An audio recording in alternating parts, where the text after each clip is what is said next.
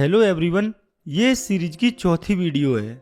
इस वीडियो में हम समझेंगे क्लास 10th की साइंस के चौथे और सबसे इम्पोर्टेंट चैप्टर को, जो कि है कार्बन एंड इट्स कंपाउंड्स। इस चैप्टर को भी हम पिछले चैप्टर की ही तरह काफी शॉर्ट टाइम में बेस्ट पॉसिबल एनिमेशन के थ्रू इस तरह से समझेंगे कि आपकी बोर्ड एग्जाम में काफी हेल्प हो सके। तो चलिए स्टार्ट करते हैं।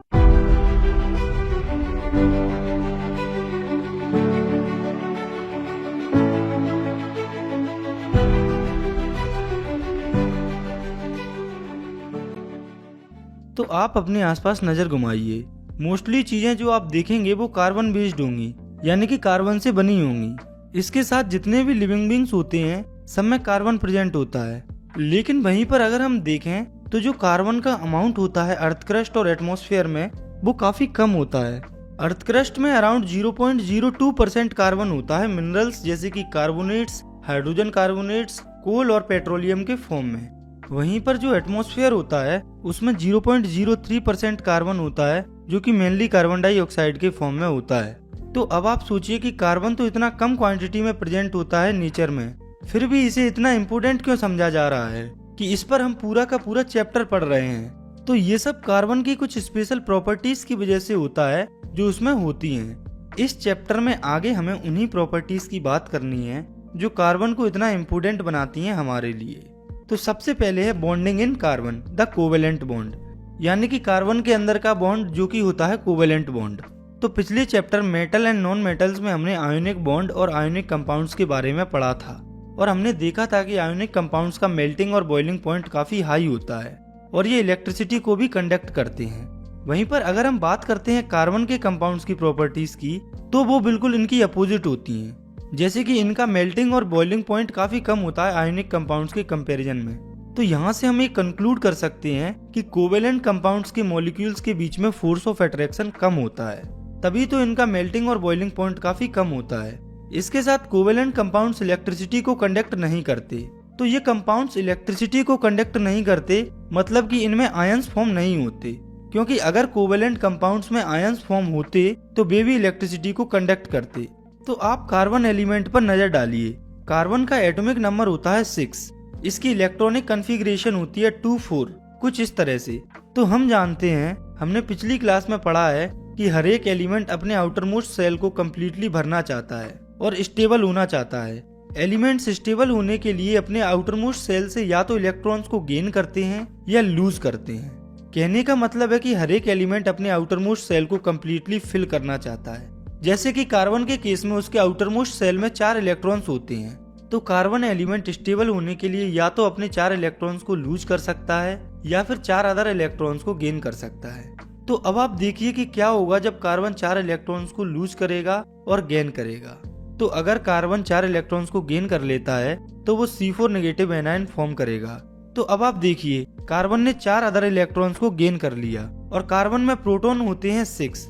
लेकिन जब कार्बन 4 अदर इलेक्ट्रॉन्स को गेन कर लेगा तो कार्बन में टोटल 10 इलेक्ट्रॉन्स हो जाएंगे, और किसी भी 6 प्रोटॉन वाले न्यूक्लियस के लिए काफी मुश्किल होगा 10 इलेक्ट्रॉन्स को होल्ड करना, क्योंकि कार्बन एलिमेंट्स में 4 इलेक्ट्रॉन एक्स्ट्रा हो जाएंगे। तो अगर कार्बन 4 इलेक्ट्रॉन्स को गेन करता है तो वो C4 नेगेटिव एनायन फॉर्म करेगा। लेकिन ये कार्बन जिसमें 6 प्रोटॉन है उसके लिए काफी डिफिकल्ट होगा 10 इलेक्ट्रॉन्स को होल्ड करना, क्योंकि 4 इलेक्ट्रॉन्स को गेन करने से कार्बन एलिमेंट में 4 एक्स्ट्रा इलेक्ट्रॉन्स हो जाएंगे, जिससे 6 प्रोटॉन वाले न्यूक्लियस के लिए काफी डिफिकल्टी हो जाएगी 10 इलेक्ट्रॉन्स को होल्ड करना। वहीं पर अगर कार्बन एलिमेंट स्टेबल होने के लिए 4 इलेक्ट्रॉन्स को लूज करता है तो वो C4 पॉजिटिव कैटायन फॉर्म करेगा। लेकिन यहाँ भी दिक्कत ये है कि एक साथ 4 इलेक्ट्रॉन्स को लूज करने के लिए काफी ज्यादा एनर्जी की जरूरत होती है, और हम जनरली ये एनर्जी दे भी नहीं सकते हैं। और अगर हम ये एनर्जी दे भी देते हैं तो 4 इलेक्ट्रॉन्स के लूज से कार्बन में बस 2 ही इलेक्ट्रॉन बचेंगे, जिससे कि पूरा का पूरा कार्बन एलिमेंट डिसबैलेंस हो जाएगा। तो अब आप देखिए, प्रैक्टिकली तो कार्बन ना ही इलेक्ट्रॉन्स को लूज करके और ना ही इलेक्ट्रॉन्स को गेन करके स्टेबल हो सकता है, क्योंकि अभी हमने देखा कि अगर कार्बन 4 इलेक्ट्रॉन्स को गेन करता है तो वो डिसबैलेंस हो जाता है, और वो अगर 4 इलेक्ट्रॉन्स को लूज करता है तो 4 इलेक्ट्रॉन्स को एक साथ लूज करना प्रैक्टिकली पॉसिबल नहीं है। तो कहने का मतलब ये है कि कार्बन इलेक्ट्रॉन्स को गेन करके और लूज करके स्टेबल नहीं हो पाता है। तो कार्बन अपनी इस प्रॉब्लम को सॉल्व करता है अपने इलेक्ट्रॉन्स को शेयर करके दूसरे कार्बन एटम्स के साथ या फिर दूसरे एलिमेंट के एटम्स के साथ। सिर्फ कार्बन ही नहीं, काफी सारे और भी ऐसे एलिमेंट्स होते हैं जो इलेक्ट्रॉन्स को शेयर करके स्टेबल होते हैं और मॉलिक्यूल्स फॉर्म करते हैं। जो इलेक्ट्रॉन्स शेयर होते हैं दो एलिमेंट्स के बीच में, वो उन दोनों एलिमेंट्स से ही बिलोंग करते हैं, जिससे उन दोनों एलिमेंट्स को नोबल गैस कॉन्फ़िगरेशन अचीव करने में हेल्प होती है। क्योंकि हम जानते हैं हर एक एलिमेंट स्टेबल होना चाहता है और स्टेबल होने के लिए हर एक element noble gas configuration achieve करना चाहता है।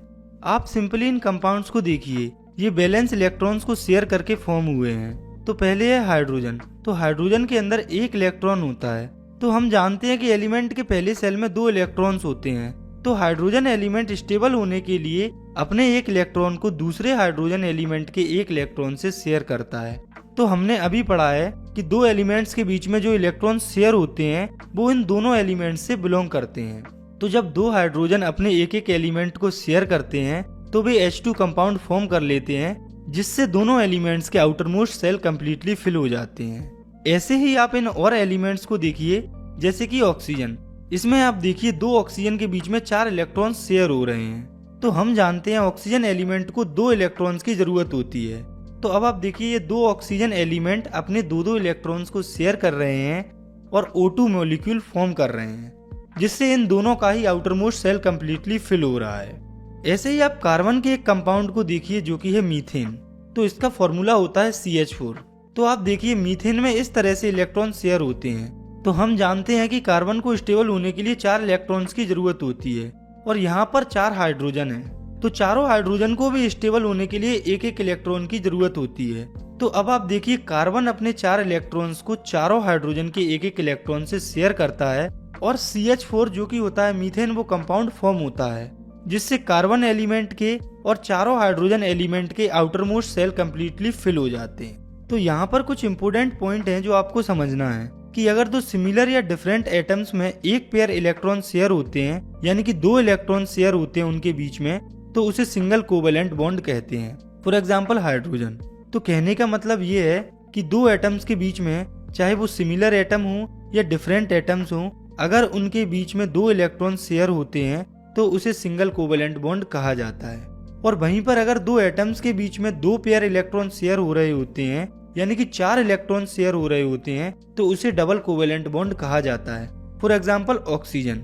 वहीं पर अगर 2 एटम्स के बीच में 3 इलेक्ट्रॉन पेयर यानी कि 6 इलेक्ट्रॉन शेयर हो रहे होते हैं, तो उसे ट्रिपल कोवेलेंट बॉन्ड कहा जाता है। For example nitrogen molecule. तो सिंगल बॉन्ड या सिंगल कोवेलेंट बॉन्ड को सिंगल लाइन से रिप्रेजेंट किया जाता है 2 एटम्स के बीच में। वहीं पर जो डबल बॉन्ड होता है उसे 2 लाइन से रिप्रेजेंट किया जाता है दोनों एटम्स के बीच में, और जो ट्रिपल बॉन्ड होता है उसे 3 लाइन। ये जो कोवेलेंट बॉन्ड्स होते हैं, इनसे जो कंपाउंड्स फॉर्म होते हैं उन्हें कोवेलेंट कंपाउंड्स कहा जाता है। कोवेलेंट कंपाउंड्स के मेल्टिंग और बॉइलिंग पॉइंट काफी कम होते हैं और ये इलेक्ट्रिसिटी को भी कंडक्ट नहीं करते।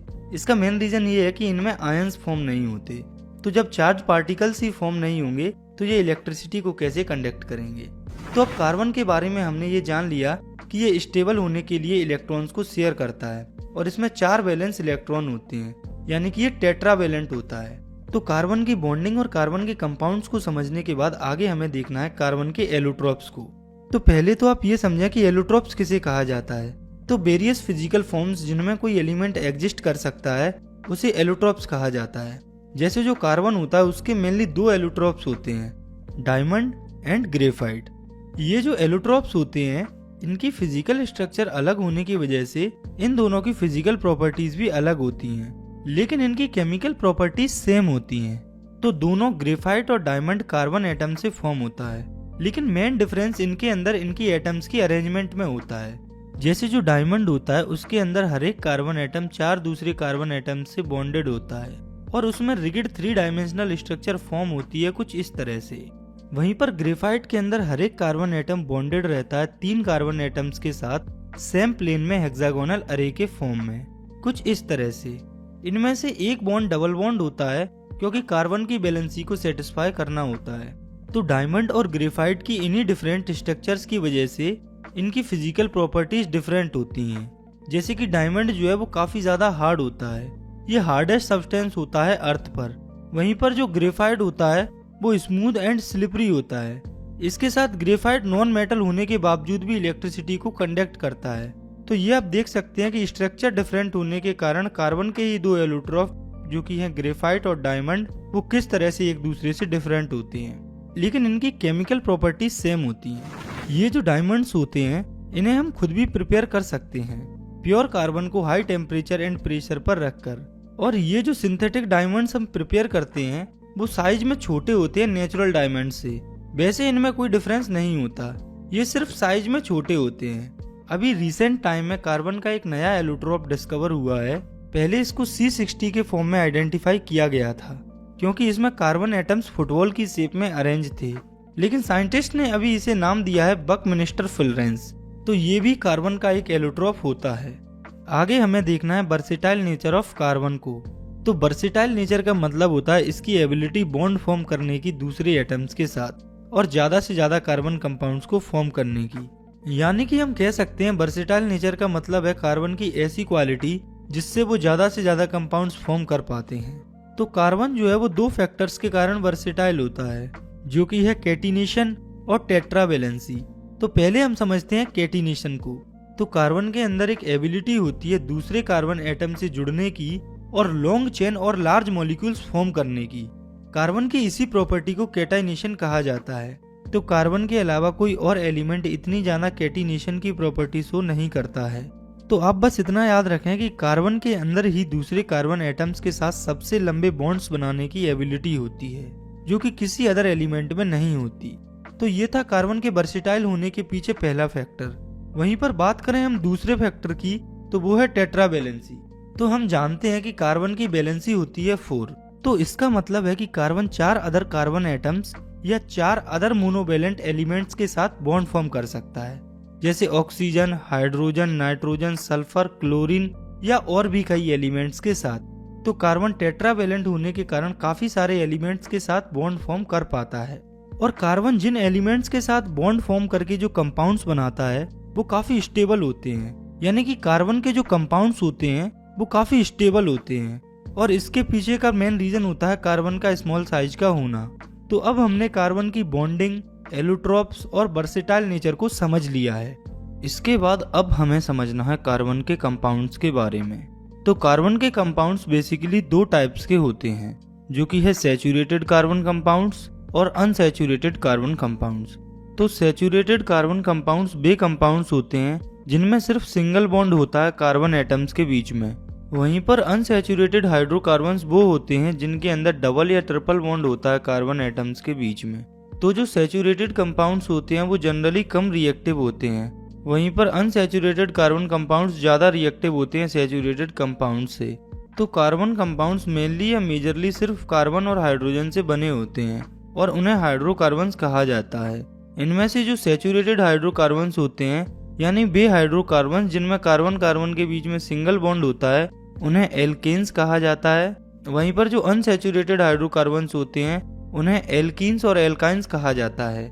एल्कीन्स वो होती हैं जिनमें डबल बॉन्ड होता है कार्बन कार्बन के बीच में, वहीं पर एल्काइंस वो होते हैं जिनमें ट्रिपल बॉन्ड होता है कार्बन कार्बन के बीच में। एल्कीन्स का जनरल फॉर्मूला होता है CnH2n और एल्काइंस का जनरल फॉर्मूला होता है CnH2n-2। तो आप इस टेबल को देखिए, इसमें एल्केन, एल्कीन्स और एल्काइंस के लगातार कुछ कंपाउंड्स हैं। तो आप देख सकते हैं एल्केन्स वाले सभी कंपाउंड CnH2n+2 वाले फॉर्मूले पर बेस्ड हैं, जैसे कि CH4, C2H4, C3H8, C4H10 etc। वहीं पर जो एल्कीन्स के सभी कंपाउंड्स हैं वो CnH2n वाले फॉर्मूले पर बेस्ड है, जैसे कि C2H4, C3H6, C4H8, C5H10 etc। ये जो एल्कीन्स होती हैं इसमें एक कार्बन वाला कंपाउंड नहीं होता, क्योंकि कार्बन कार्बन में डबल बॉन्ड होने के लिए कम से कम 2 कार्बन तो होने ही चाहिए।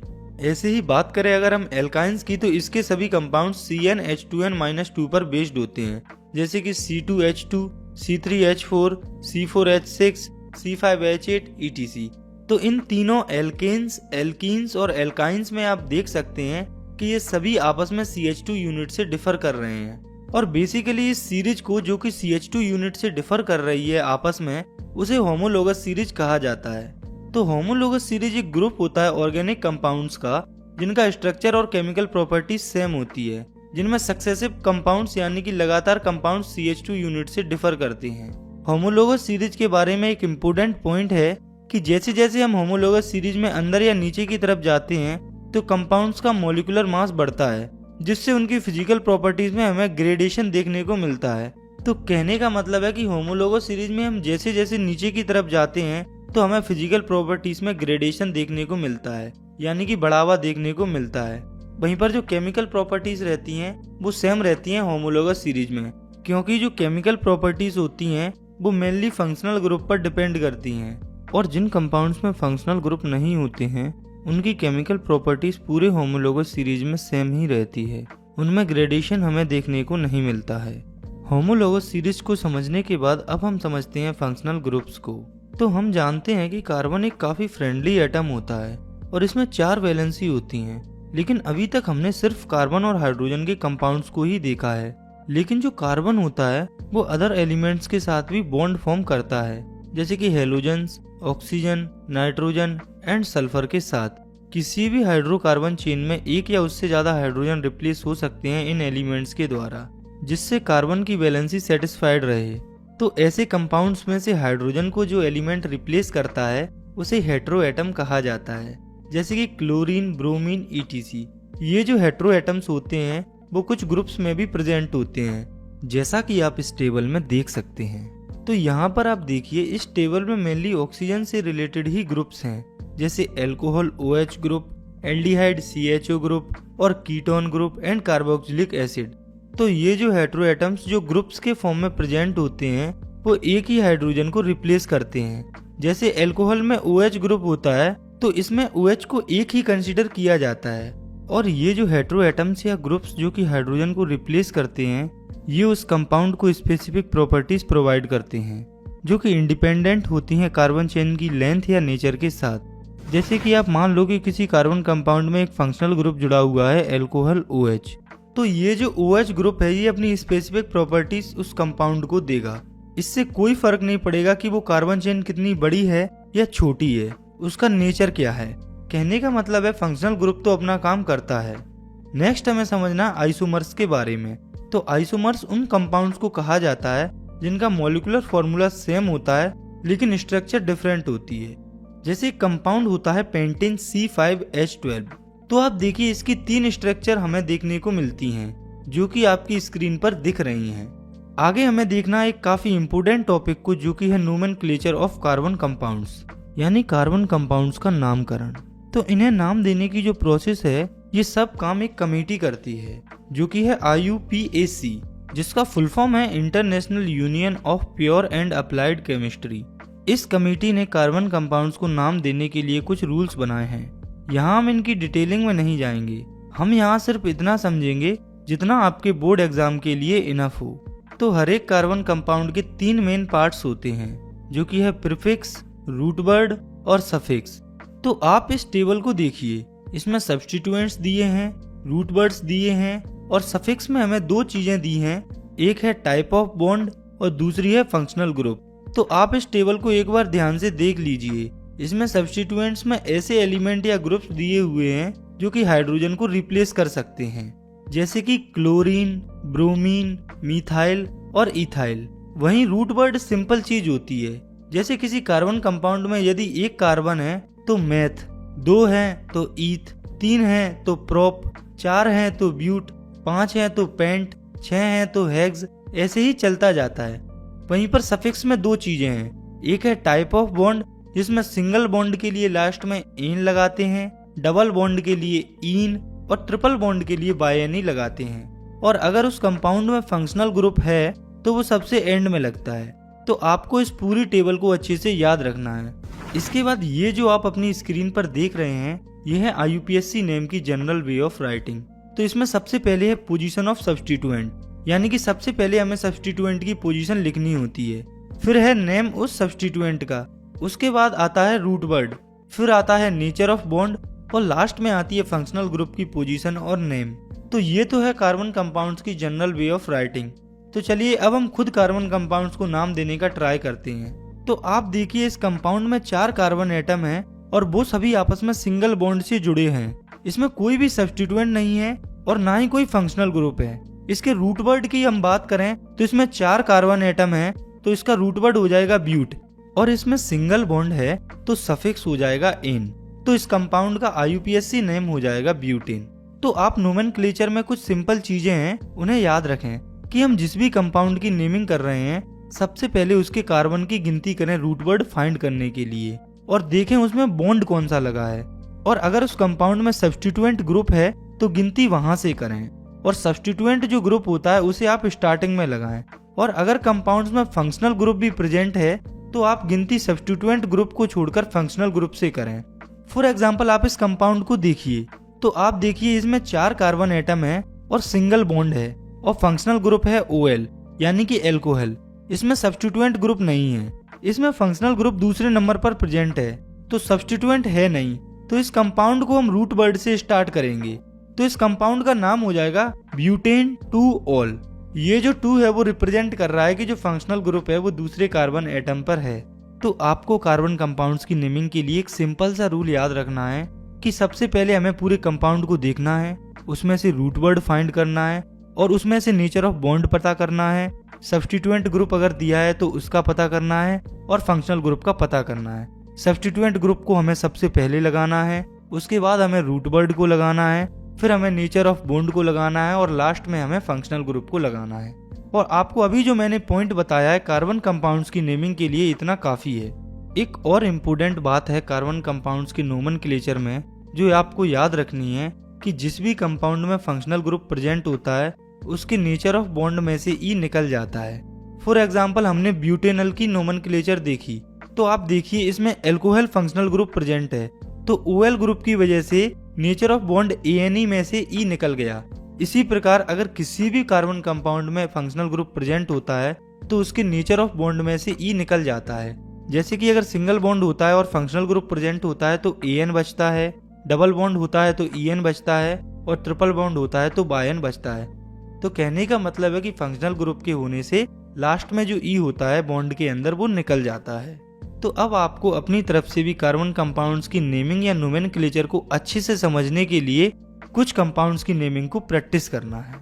तो नोमेनक्लेचर को समझने के बाद अब हम आगे बढ़ते हैं और समझते हैं कार्बन कंपाउंड्स की केमिकल प्रॉपर्टीज को, यानी कि हमें बेसिकली उन रिएक्शंस को पढ़ना है जिन्हें कार्बन कंपाउंड शो करते हैं। तो कार्बन कंपाउंड्स की पहली रिएक्शन है कंबस्शन। तो जो कार्बन कंपाउंड्स होते हैं वो ऑक्सीजन की प्रेजेंस में अच्छे से बर्न होते हैं और कार्बन डाइऑक्साइड और वाटर फॉर्म करते हैं और इसके साथ काफी क्वांटिटी में हीट और लाइट प्रोड्यूस होती है। और कार्बन के कंपाउंड्स के जलने पर काफी हीट और लाइट प्रोड्यूस होती है, इसलिए हम ज्यादातर कार्बन कंपाउंड्स को एज अ फ्यूल यूज करते हैं। कार्बन कंपाउंड्स में जो सैचुरेटेड कंपाउंड्स या सैचुरेटेड हाइड्रोकार्बन्स होते हैं वो हमेशा क्लीन ब्लू फ्लेम के साथ जलते हैं। वहीं पर जो अनसैचुरेटेड हाइड्रोकार्बन्स होते हैं वो येलो फ्लेम के साथ जलते हैं, साथ में काफी सारा ब्लैक स्मोक भी निकलता है। तो ये कोल, पेट्रोलियम ये सब कार्बन के ही कंपाउंड्स होते हैं और इन्हें एज अ फ्यूल यूज किया जाता है। और क्यों किया जाता है ये अभी हम देख चुके हैं कि कार्बन कंपाउंड्स बर्न होते समय काफी ज्यादा क्वांटिटी में हीट रिलीज करते हैं। इसके बाद हम शॉर्ट में ही देख लेते हैं कि ये जो कोल और पेट्रोलियम होता है वो फॉर्म कैसे होता है। तो जो कोल और पेट्रोलियम होते हैं वो बायोमास से फॉर्म होते हैं जो कि काफी सारी बायोलॉजिकल और जियोलॉजिकल प्रोसेस से निकलती है। जैसे कि जो कोल होता है वो ऐसे फॉर्म होता है कि काफी मिलियंस ईयर पहले यानी कि लाखों साल पहले काफी एनिमल्स, प्लांट्स, फर्न्स मर गए होंगे और वे अर्थ में क्रश्ड हो गए होंगे, प्रोबेबली किसी अर्थक्वेक या वोल्केनिक इरप्शंस की वजह से। फिर जैसे जैसे टाइम निकला होगा उन पर और ज्यादा लेयर्स चढ़ गई होंगी मिट्टी की या रॉक्स की और वे धीरे धीरे कोल में कन्वर्ट हो गई होंगी। ऐसे ही जो ऑयल और गैस होती है वो भी सी में मिलियंस ऑफ ईयर पहले रहने वाले प्लांट्स और एनिमल्स से फॉर्म हुए हैं। वो काफी टाइम पहले मर गए होंगे, फिर सी के अंदर स्लिट से कवर हो गए होंगे, फिर बैक्टीरिया ने डेड रिमेन्स को अटैक किया होगा जिससे वो ऑयल और गैस में कन्वर्ट हो गए होंगे हाई प्रेशर के कारण। इसके बाद नेक्स्ट हमें देखनी है कार्बन कंपाउंड्स की अगली केमिकल रिएक्शन जो कि है ऑक्सीडेशन रिएक्शन। तो ऑक्सीडेशन रिएक्शन के बारे में तो हम ऑलरेडी पहले चैप्टर में पढ़ चुके हैं। तो कार्बन जो होता है वो इजीली ऑक्सीडाइज हो जाता है कंबस्शन पर। इस रिएक्शन में एग्जाम पॉइंट ऑफ व्यू से अगर कोई इंपोर्टेंट रिएक्शन है तो वो है ऑक्सीडाइजिंग एजेंट।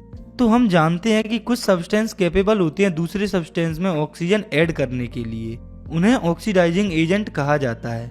जैसे कि एक ऑक्सीडेशन रिएक्शन है जिसमें एल्कोहल ऑक्सीडाइज हो रहा है एसिड में, तो उसमें एल्केनाइन पोटेशियम परमैंगनेट या acidified potassium dichromate as a oxidizing agent use होता है, जो कि अल्कोहल को एसिड में कन्वर्ट करता है। तो आप लोगों को ये दोनों ऑक्सीडाइजिंग एजेंट का नाम अच्छे से याद रखना है। ये क्वेश्चन कई बार एग्जाम में पूछा गया कि अल्कोहल से एसिड में कन्वर्ट होने की प्रोसेस में कौन सा ऑक्सीडाइजिंग एजेंट यूज होता है। इसके बाद कार्बन की अगली रिएक्शन है एडिशन रिएक्शन। तो ये वो रिएक्शन होती है जिसमें जो अनसैचुरेटेड हाइड्रोकार्बन होता है, यानी कि डबल या ट्रिपल बॉन्ड वाला हाइड्रोकार्बन, वो किसी कैटलिस्ट की प्रेजेंस में अपने अंदर और हाइड्रोजन को ऐड कर लेता है और सैचुरेटेड कंपाउंड बन जाता है। पहले आप समझिए कि कैटलिस्ट क्या होता है। तो कैटलिस्ट वो सब्सटेंस होते हैं जो कि रिएक्शन की स्पीड को कई गुना बढ़ा देते हैं बिना उसमें पार्ट लिए। तो कहने का मतलब है कि कैटलिस्ट जैसे कि पैलेडियम या निकल की वजह से अनसैचुरेटेड हाइड्रोकार्बन सैचुरेटेड हाइड्रोकार्बन में कन्वर्ट हो जाता है। ये जो एडिशन रिएक्शन होती है इसका यूज वेजिटेबल ऑयल के हाइड्रोजिनेशन में भी किया जाता है निकल कैटलिस्ट का यूज करके। तो वेजिटेबल ऑयल्स में जनरली लॉन्ग अनसैचुरेटेड चेन्स होती हैं। तो आप इस रिएक्शन को देखिए, इसमें यह है वेजिटेबल ऑयल और ये निकल कैटलिस्ट की प्रेजेंस में एनिमल फैट्स में कन्वर्ट हो जाते हैं जो कि सैचुरेटेड कार्बन चेन्स होती हैं। तो ये तो बात हुई एडिशन रिएक्शन की और उसके एग्जाम्पल की। लेकिन अगर हम जनरली देखें तो हमें खाने के लिए अनसैचुरेटेड वेजिटेबल ऑयल्स का ही यूज करना चाहिए क्योंकि ये हेल्दी होते हैं। आपने कई बार टीवी एड्स में देखा होगा कि हमें वेजिटेबल ऑयल्स खाने के लिए कहा जाता है। वहीं पर जो एनिमल फैट्स होते हैं जो कि हाइड्रोजिनेशन रिएक्शन से वेजिटेबल ऑयल से फॉर्म हुए हैं, उनमें सैचुरेटेड फैटी एसिड्स होते हैं जो कि हार्मफुल होते हैं हेल्थ के लिए। इसलिए हमें हमेशा अनसैचुरेटेड फैटी एसिड्स वाले ऑयल को यूज करना चाहिए कुकिंग के लिए। इसके बाद कार्बन कंपाउंड्स की चौथी रिएक्शन है सब्स्टिट्यूशन रिएक्शन। तो इस रिएक्शन में एक टाइप का एटम जो कि ज्यादा रिएक्टिव होता है वो दूसरे टाइप के एटम की जगह ले लेता है जो कि कम रिएक्टिव होता है किसी पर्टिकुलर कंपाउंड में। तो जो सैचुरेटेड हाइड्रोकार्बन्स होते हैं वो मोस्टली टाइम अनरिएक्टिव होते हैं और इनर्ट होते हैं ज्यादातर रिएजेंट्स के साथ। लेकिन सनलाइट की प्रेजेंस में इन सैचुरेटेड हाइड्रोकार्बन्स में क्लोरीन ऐड हो सकता है काफी फास्ट रिएक्शन में, और ये क्लोरीन हाइड्रोजन एटम्स को 1 बाय 1 रिप्लेस कर सकता है। मतलब कि हाइड्रोजन की जगह पर क्लोरीन सब्स्टिट्यूट हो सकता है सनलाइट की प्रेजेंस में। तो आप इस रिएक्शन को देखिए, इसमें मीथेन और क्लोरीन सनलाइट की प्रेजेंस में CH3Cl और हाइड्रोक्लोरिक एसिड फॉर्म कर रहे हैं। तो ये थी कार्बन कंपाउंड्स की कुछ केमिकल प्रॉपर्टीज और रिएक्शंस। आगे हमें देखना है कुछ इम्पोर्टेंट कार्बन कंपाउंड्स को। तो ऐसे काफी सारे कार्बन कंपाउंड्स होते हैं जो कि हमारे लिए काफी इम्पोर्टेंट, यूजफुल, वैल्यूएबल और कमर्शियली इम्पोर्टेंट होते हैं। लेकिन यहाँ हमें इस चैप्टर में केवल 2 ही ऐसे कंपाउंड्स को देखना है जो कि है इथेनॉल एंड इथेनोइक एसिड। तो सबसे पहले हम देखते हैं इथेनॉल को। तो इथेनॉल एक कार्बन कंपाउंड होता है जो कि लिक्विड होता है रूम टेम्परेचर पर। इसको इथाइल अल्कोहल भी कहा जाता है। कॉमनली इसको अल्कोहल कहा जाता है और ये एक्टिव इंग्रेडिएंट होता है सभी अल्कोहलिक ड्रिंक्स में। इसके साथ ये काफी अच्छा सॉल्वेंट होता है। इसका यूज मेडिसिन जैसे कि टिंचर, आयोडीन, कफ सीरस एटसेट्रा को बनाने में किया जाता है। इसके साथ ये वाटर में सोल्यूबल होता है सभी प्रोपोर्शंस में। और अगर हम काफी स्मॉल क्वांटिटी में भी डाइल्यूट इथेनॉल को कंज्यूम कर लेते हैं तो हमें नशा हो जाता है और इसकी प्रैक्टिस को कंडेम किया गया है क्योंकि अल्कोहल काफी एडिक्टिव होती है। लेकिन ये फिर भी हमारी समाज में काफी ज्यादा पी जाती है। लंबे समय तक डाइल्यूट अल्कोहल के कंजप्शन से हमें काफी सारी हेल्थ प्रॉब्लम्स हो सकती हैं। यहाँ पर आपको याद रखना है कि ये डाइल्यूट अल्कोहल को पीने की बात हो रही है। डाइल्यूट अल्कोहल मतलब ऐसी अल्कोहल जिसमें पानी मिला हो, डाइल्यूट हो यानी कि पतली हो। क्योंकि जो प्योर इथेनॉल होती है जिसे एब्सोल्यूट अल्कोहल भी कहा जाता है, उसका काफी कम क्वांटिटी में भी कंजप्शन हमारी जान ले सकती है। इथेनॉल की बेसिक प्रॉपर्टीज को समझने के बाद अब हम देखते हैं इनकी केमिकल प्रॉपर्टीज को। तो इनकी पहली प्रॉपर्टी या रिएक्शन है रिएक्शन विद सोडियम। तो जो इथेनॉल या अल्कोहल होता है वो सोडियम के साथ रिएक्ट करके सोडियम इथोऑक्साइड फॉर्म करता है और साथ में हाइड्रोजन रिलीज होती है। दूसरी रिएक्शन है reaction to give unsaturated hydrocarbon. तो जब इथेनॉल को हीट किया जाता है 443 केल्विन पर एक्सेस कंसंट्रेटेड सल्फ्यूरिक एसिड के साथ, तो इथेनॉल का डिहाइड्रेशन हो जाता है और इथेनॉल इथीन में कन्वर्ट हो जाता है। यहाँ पर एग्जाम पॉइंट ऑफ व्यू से इम्पोर्टेंट ये है कि जो कंसंट्रेटेड सल्फ्यूरिक एसिड होता है उसको as a dehydrating agent use किया जाता है जो कि इथेनॉल से वाटर को रिमूव करता है। तो अभी हमने अल्कोहल के बारे में पढ़ा है, तो अब हम देखते हैं कि ये अल्कोहल कैसे लिविंग बींग्स को अफेक्ट करता है। तो जब हम लार्ज क्वांटिटी में इथेनॉल को कंज्यूम करते हैं तो ये हमारी मेटाबॉलिक प्रोसेस को स्लो कर देता है और ये सेंट्रल नर्वस सिस्टम को डिप्रेस कर देता है, जिसकी वजह से कोऑर्डिनेशन में दिक्कत आती है, मेंटल कंफ्यूजन होता है और इंडिविजुअल रिलैक्स फील करता है, उसके सेंस ऑफ जजमेंट को रियलाइज नहीं कर पाता है और ये काफी एडिक्टिव होती है, इसकी लत लग जाती है। इसलिए आपने कभी किसी शराबी को देखा होगा तो आपने नोटिस किया होगा कि वह हर टाइम शराब की जुगाड़ में लगा रहता है। तो जैसे इथेनॉल होता है वैसे ही एक और कंपोनेंट होता है मीथेनॉल।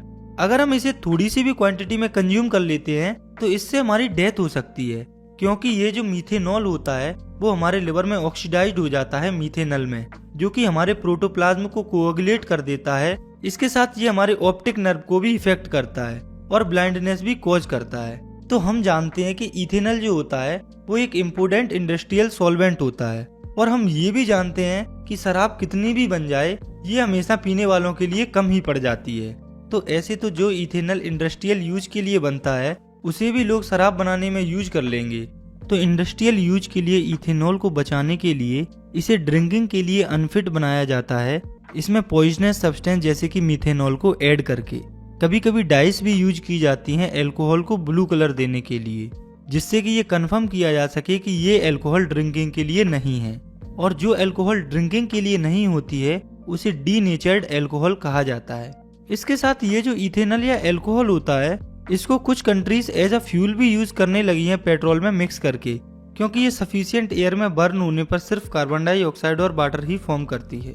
इथेनॉल के बाद दूसरा कार्बन कंपाउंड जो कि हमें समझना है वो है इथेनोइक एसिड। तो इथेनोइक एसिड को कॉमनली एसिटिक एसिड भी कहा जाता है, जो कि एक ग्रुप ऑफ एसिड से बिलोंग करता है जिसे कार्बोक्सिलिक एसिड कहा जाता है। यानी कि 5 to 8% एसिटिक एसिड वाटर के अंदर विनेगर कहा जाता है, जिसे हम एज अ प्रिजर्वेटिव यूज करते हैं पिकल्स में। तो जो प्योर इथेनोइक एसिड होता है उसका मेल्टिंग पॉइंट होता है 290 केल्विन। यहाँ आप ध्यान दीजिए कि ये टेम्परेचर केल्विन में है, यानी कि इसका मेल्टिंग पॉइंट काफी कम होता है, और विंटर सीजन में कोल्ड क्लाइमेट्स वाली जगह पर ये फ्रीज हो जाता है, जिससे इसका एक और नाम पड़ा है glacial acetic acid. Ethanoic acid या एसिटिक एसिड जो है वो एसिड के ग्रुप से बिलोंग करते हैं और इनमें एसिडिक नेचर भी होता है, लेकिन ये अदर मिनरल एसिड जैसे कि HCl की तरह कम्प्लीटली आयोनाइज नहीं होती, क्योंकि ये वीक एसिड्स होते हैं। इसके बाद है इथेनोइक एसिड की केमिकल रिएक्शन। पहली रिएक्शन है ईस्टेरिफिकेशन रिएक्शन। तो इस रिएक्शन में ईस्टर फॉर्म होता है।